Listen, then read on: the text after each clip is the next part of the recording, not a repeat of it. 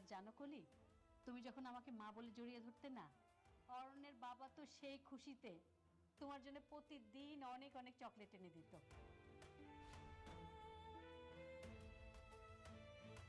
তার মানে এই মেয়েটা সেই পিচ্চি মেয়ে মা, যাকে তুমি আমার চাইতে বেশি আদর করতে?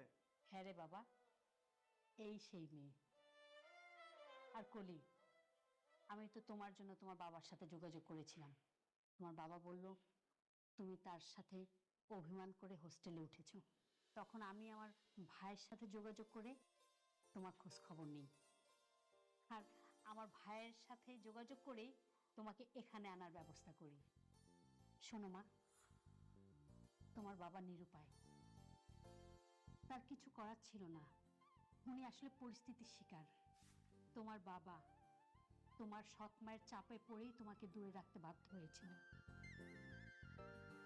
তুমি যাই বলো না মা, বাবা মা সবসময় সন্তানের মঙ্গল চায়।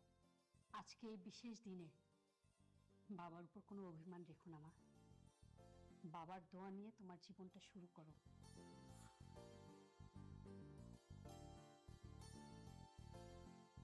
বাবা, বাবা আমাকে ক্ষমা করে দাও, আমি তোমাকে ভুল বুঝেছি, প্লিজ আমাকে ক্ষমা করে দাও বাবা, ক্ষমা করে দাও।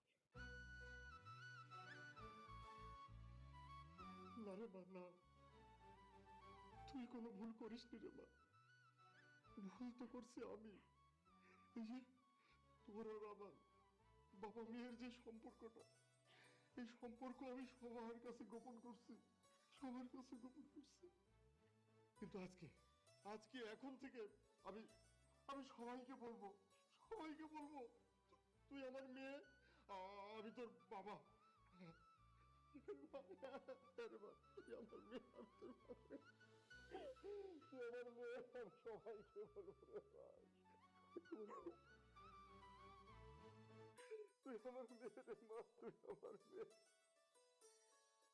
যাক, অবশেষে তাহলে বাবা মেয়ের সম্পর্কটা ঠিক হলো। তো বিআই সাহেব, এখন চলুন আমরা দুজনে গিয়ে একটু আলাপ আলোচনা করি।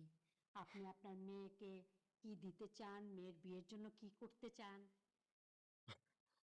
ঠিক আছে, চলেন।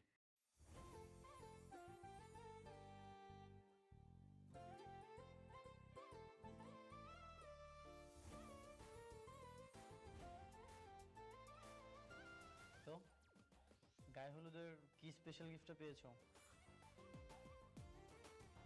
গায়ে হলুদের স্পেশাল গিফট আমি আমার বাবাকে পেয়েছি, মেয়ে হিসাবে বাবার পরিচয় পেয়েছি, আর সব কিছু সম্ভব হয়েছে শুধুমাত্র তোমাদের জন্য।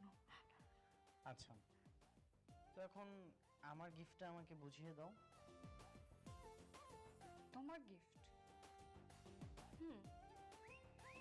আগে আমাদের বিয়েটা হতে দাও, তারপর চিন্তা করব তুমি গিফট পাওয়ার যোগ্য নাকি না।